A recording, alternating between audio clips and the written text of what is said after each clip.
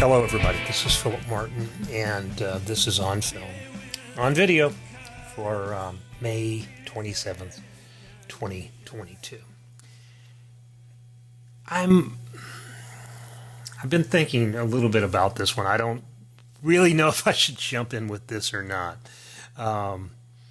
But I think we kind of need to talk about the culture, about specifically American culture, and about what we, the myths we tell each other. I'm going to reference a couple of movies here, and one of them is Oliver Stone's Natural Born Killers, and the other is Gus Van Sant's Elephant. And I didn't look either of them up before I started the film, so I just know that both of those films are films that mean kind of a lot to me. I mean, and they're films, at least Natural Born Killers is a film that maybe we ought to feel kind of, I don't know, weird about liking. A lot of people don't like it. A lot of people think it's kind of an evil film, or it's a film that is so over the top. I mean, Pauline Kael didn't like it, and a lot of critics didn't like it. I do like it. I like that, and I like Clockwork Orange. I like a lot of the bloody, the bad, bloody, horrible movies that the school marms, as I would characterize them, don't like. And that goes back, I think, we had a big turn in the way Americans looked at violence, at least in the movies, in 1967 with Bonnie and Clyde. And there's a scene in Bonnie and Clyde where, after they've robbed a bank, where the bank teller leaps onto the running board of the getaway car, and Clyde Barrow shoots him. I believe it's through the window, and it goes through his glasses and hits him in the eye, and he falls. It's this really kind of weird, graphic, but it's also sort of a funny scene, and it's got this horrible consequences. It's not like the old days, the violence of the westerns, where you see people falling down bloodlessly, and this is like what really happens when a bullet hits soft tissue. It is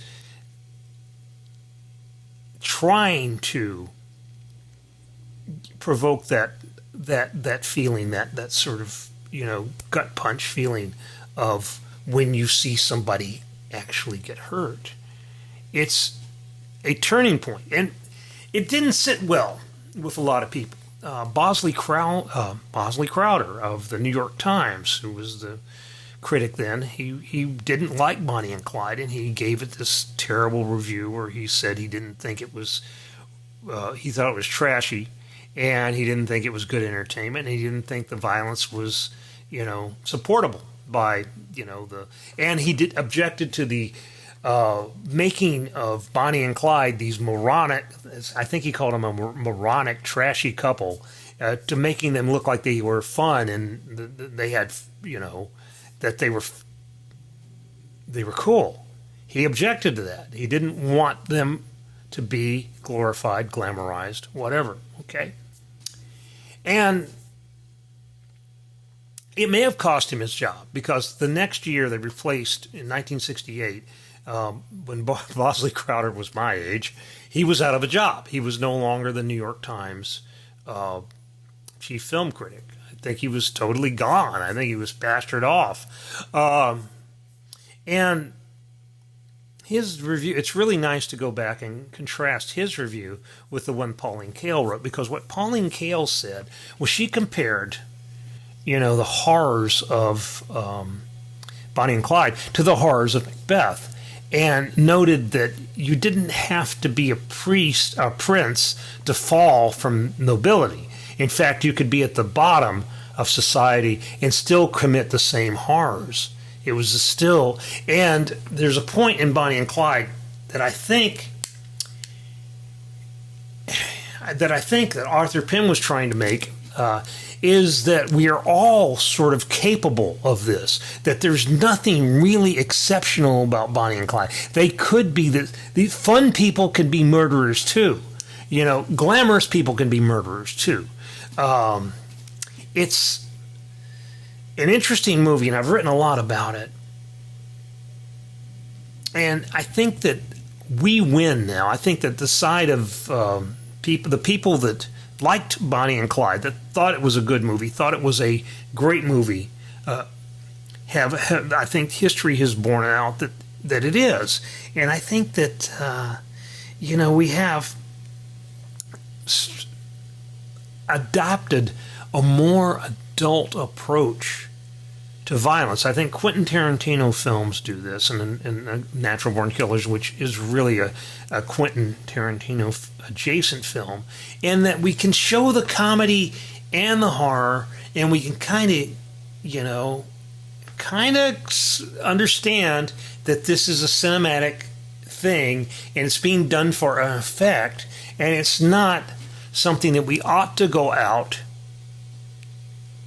and copy. Though there are lots of things that we do go out and copy from the movies. Movies teach us how to flirt. Movies teach us how to dress. Movies teach us a lot of things. Our whole idea about what is cool and what questions of masculine and feminine identity, they are answered by the movies. This is how you're supposed to behave. This is the optimal way to behave. Okay?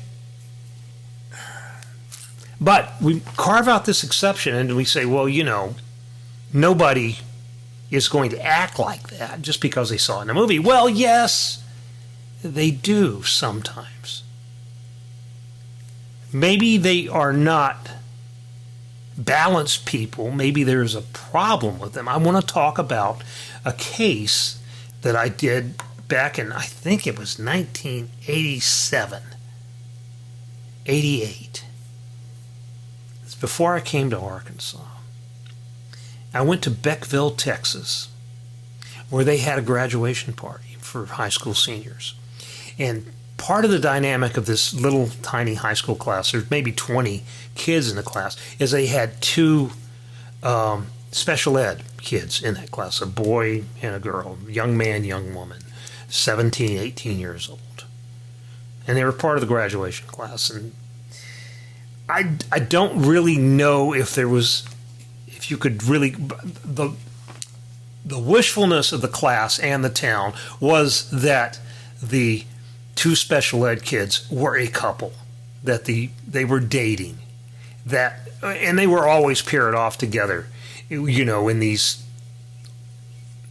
social gatherings. And in a way, I was sort of amazed and pleased to think that, you have this little tiny Texas town and a graduation class of 20 people, and, they're including these two kids, Anyway, graduation party. Everybody's at this house. There's beer. There might be something else. I don't know. It's 18-year-old kids, 17-year-old kids, high school seniors. And they're watching this movie.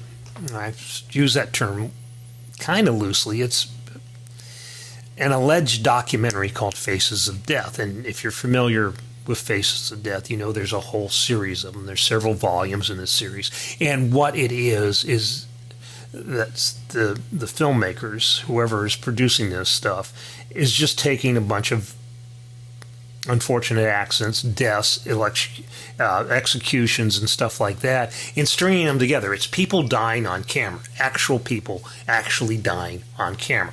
It is a real snuff film. A genuine snuff film. Okay. And they're watching this party, and they're having popcorn, and they're laughing, and they're drinking beer. And sometime during the evening, the special ed kids, the boy and the girl, young man and young woman, go off together. He comes back, blood all over him. She doesn't come back.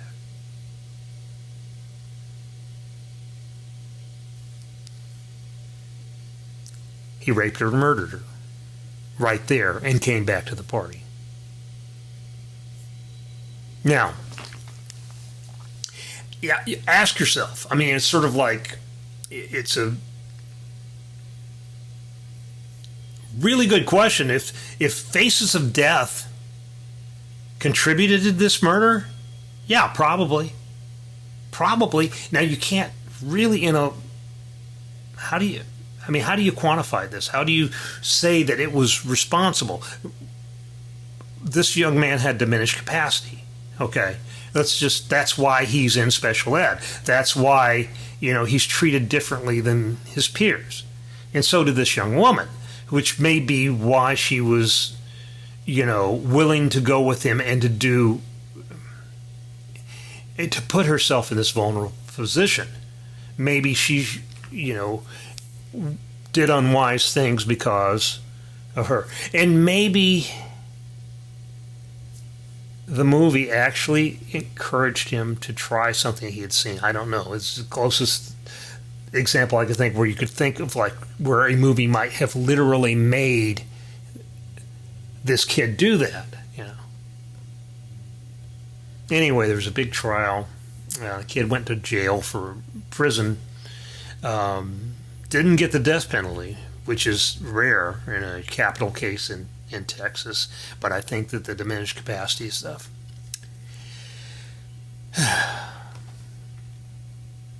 Think about this stuff. It's sort of like, I always tell people that I would not deny an artist anything. You use anything. You can do whatever you want on the test is going to be how well you handle it. The ultimate effect.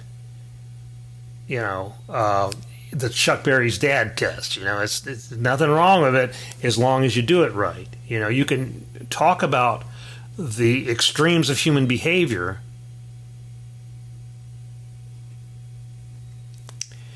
And we're good with that mostly for violence. Violent movies have never been a real problem for Americans. Sex is a much bigger problem. That's probably because we are, descended from Puritans, and the horrors of the body are much worse than, the fist in the face. That's a truism, and people have often remarked on the strangeness of that, and it is not that way in other cultures.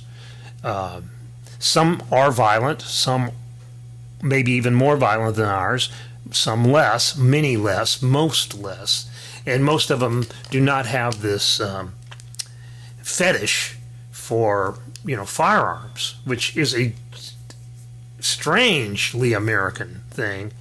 And if you want to psychoanalyze a nation, well, feel free. I mean, I don't know where it comes from. I don't know why we are that much different than places like Canada and Switzerland and Australia, but we are. And I think we have to take that into account. We have to understand that that's how we are. School shootings have been around for a long time. It didn't start in 1999 on Hitler's birthday when the Columbine nerds took their revenge. It was before our country was a country, and in the 1870 book, The Conspiracy of Pontiac and the Indian War After the Conquest of Canada, Francis Parkman wrote about the 1764 murder of schoolmaster Enoch Brown and his students during Pontiac's rebellion, an uprising in native tribes against the British and colonists following the defeat of the French in the French and Indian War. All right, and here's what Parkman wrote. In a solitary place deep within the settled limits of Pennsylvania stood a small schoolhouse, one of those rude structures of logs which may be seen in some of the remote districts of New England. A man chancing to pass by was struck by the unwonted silence, and pushing upon the door he looked in. In the center lay the master, scalped and lifeless, with a Bible clasped in his hand, while around the room were strewn the bodies of his pupils, 9 in number, miserably mangled, though one of them retained a spark of life. It was afterwards known that the deed was committed by 3 or 4 Lenape warriors from a village near the Ohio. And it is but just to observe that when they returned home, their conduct was disapproved by their tribe. Now, typical of the 19th century historian, Parkman wasn't above weaving dubious and romantic details into his narrative. There's no real way to know if Brown's holding a Bible when he is scalped. But there's a primary source to support the assertion that the war party was shamed when they went back to camp. Parkman refers here to the captivity journal of one John McCulloch, who, as a boy in 1756, was captured by the Lenapes and held as a slave. Okay, this is what McCulloch wrote. I saw the Indians when they returned home with the scalps. Some of the old Indians were very much displeased at them for killing so many children, especially Nepaw, whose Nightwalker, old chief, he ascribed it to cowardice, which was the greatest affront he could offer them. Now, McCulloch's 10-year-old cousin, Archie, was the only survivor of that raid, and much of what we know about Archie, or think we know about Archie, comes from an 1876 story in a Maryland newspaper. That's much, much later, obviously. Beeman's account, it's based on the memories of the 89-year-old Archie. It's improbably detailed, and Archie talks about his classmates, Eben Taylor, 15 and awkward, to whom Brown's learnings and books were a keen delight, George Dunstan, who dreamt of soldiering, Ruth Hale and Ruth Hart, nicknamed Haley and Hardy. Brown's Bible is in this story, this newspaper story, almost 100 years later, with the invaders. He's holding it up like a shield. Archie hides in the chimney and nearly escapes, but they find him as they're about to leave and club him and scalp him and well. He crawls out of the schoolhouse downhill to the spring, where he's discovered by a passerby. He survives, and the story goes is never quite right. How would he be? Imagine, the kid's, he's been scalped. He's scared and jumpy in the new world. He's recalling the massacre when he was 89, and to whom we don't know. Beeman was born that year, so it's like. So if you carry all the records, several states, you can find you can find up a few. You can find out he really did existed, though. So, but anyway, this is the survivor of the first school massacre. More than 250 years ago. Time's enough to transfer that from this quaint colonial horror tale, like the Legend of Sleepy Hollow, the Lost Colony of Roanoke. If it matters to us at all, it might be evidence of the persistence of iniquity of our bloodlust. Maybe Enoch Brown should have had a gun. I don't know. It's just, there's no point. Perhaps the point is that nothing can be done to prevent human beings from murdering. The Lenapes didn't have AR-15s, just wooden tomahawks. And Andrew Kehoe, the biggest murderer of schoolchildren in Iowa, and Timothy McVeigh used bombs. Terrorist attacks with knives in China in 2015. The tools don't matter, it's the intent. Take away our tools and we'll still kill with rocks or our bare hands. It's our nature. Because someone looks at us funny, because we sense disrespect. Because we hate ourselves deeply and have no idea what to do about it. That's why we kill. So we've killed since Cain. Now, I don't know where these impulses come from. But I know some people think and wish they were, Charles Bronson.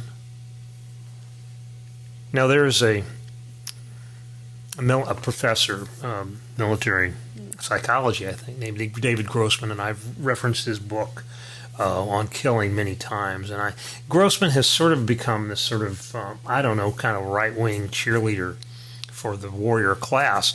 But his book on killing is actually very perceptive, and I don't think we should dismiss it just because he might politically be someone that you might disagree with. I think he's right about how we callous our souls with recreational violence, with video games, and with, to be fair, watching movies. But I also think we shouldn't tell our artists what they can depict and what they can't. They certainly should be able to tell the truth about the world. And there's something very, very American about killing and dying violently. There's something really unhealthy in this culture, a death fetish that doesn't pertain to every gun owner, but does pertain to a lot of people who don't own or handle real guns. You can buy gun porn in your local grocery store. You can watch it on your TV. And maybe all this make-believe isn't the greatest thing for us. Maybe our minds are coarsened by all the violence we consume. Mostly, I think we find a way to believe what we want to believe. And I believe our world is safer now than it has ever been. Safer than when Enoch Brown was murdered. Safer than it was 25 or 30 years ago. Certainly safer than it was in 1980, 81 when I was a cop reporter on the streets of Shreveport, Louisiana, and we had more than a murder a day. You might not believe it, but that's what the numbers say. Violent crime is down. We have fewer murders than we used to. I mean, there's maybe a little spike back up after COVID. I don't know, but it's down. If you look at the long run, we have fewer murderers, that's for sure. But the ones we have access to much more efficient weapons. And in a less wishful and more grounded world, there might be things we could do about it. But this is America, and there are also people that use fear as a sales tool. Fear is crucial to some business models. And the only antidote to fear is courage.